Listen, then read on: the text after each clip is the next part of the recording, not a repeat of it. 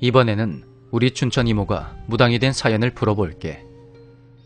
이름에서도 알 수 있듯이 이모는 한창 전쟁 중이던 1952년 강원도 춘천 두메 산골의 가난한 농가에서 태어나셨어.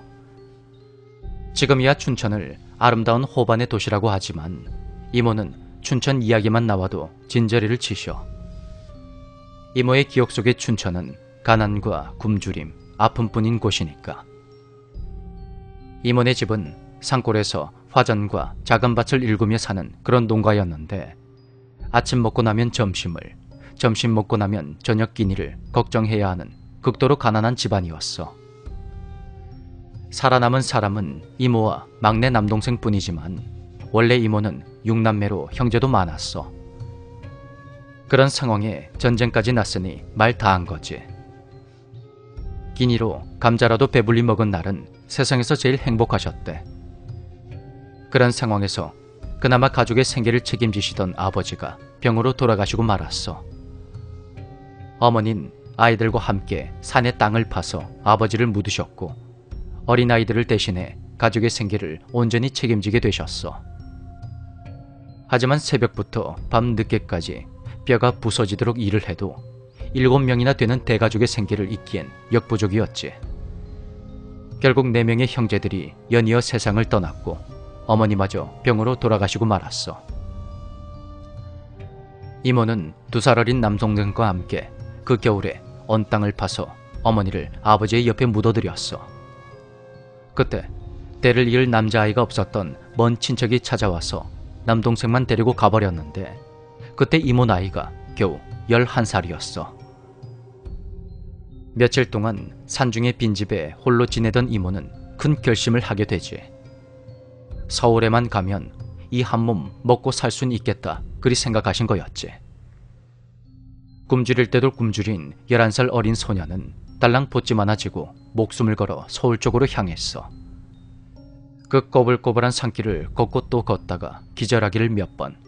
그러다가 겨우 어느 민가에 닿은 이모는 어느 집으로 들어가서 제발 먹을 것을 달라고 구걸했어. 그러자 그 집 안주인이 이모를 방에 들여서는 감자밥 한 그릇에 된장과 김치를 내왔어. 그게 이모 생에 가장 맛있는 음식이었다고 해. 지금도 이모네 댁에 놀러가면 간식으로 감자를 자주 쪄주시는데 이모랑 둘이 감자밥도 참 많이 해먹었지. 감자가 이모에게는 생명줄과도 같은 의미가 있는 거였지. 그런 아주머니의 호의로 밥도 얻어먹고 따뜻한 방에서 잠을 잔 이모는 다음날 아주머니가 싸주신 감자밥을 품에 안고는 기어이 서울에 도착했어. 하지만 목숨을 걸고 찾아간 서울은 이모가 생각했던 그런 곳이 아니었어. 전쟁이 끝난 지 10년이 채 되지 않아서 모두가 굶주리던 때였으니까. 이모는 밥 한 끼만 먹을 수 있다면 자신이 할 수 있는 모든 일을 다 하셨어. 그나마도 일이 없으면 시장에서 쓰레기를 뒤져서 줄임배를 채웠고 그러다가 시장통 거짓대한테 죽도록 얻어맞기도 하셨대.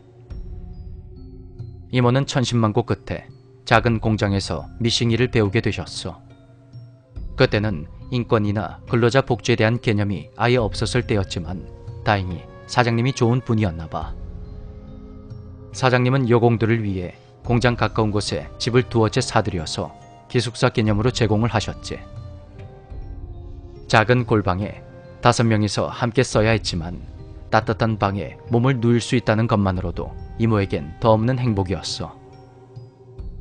월급을 받으면 서로 얼마씩 걷어서 밥을 해먹었는데 식사는 막내인 이모가 도맡아 하셨어. 그때의 공장 일은 요즘 시대를 기준으로 보면 거의 살인적인 스케줄이었지. 해도 뜨기 전에 나가서 밤 늦게야 일이 끝났고 일요일에도 일을 해야 했으니까. 하지만 이모는 꽤 부리지 않고 10년을 열심히 일하셔서 모두가 알아주는 기술자가 되셨어.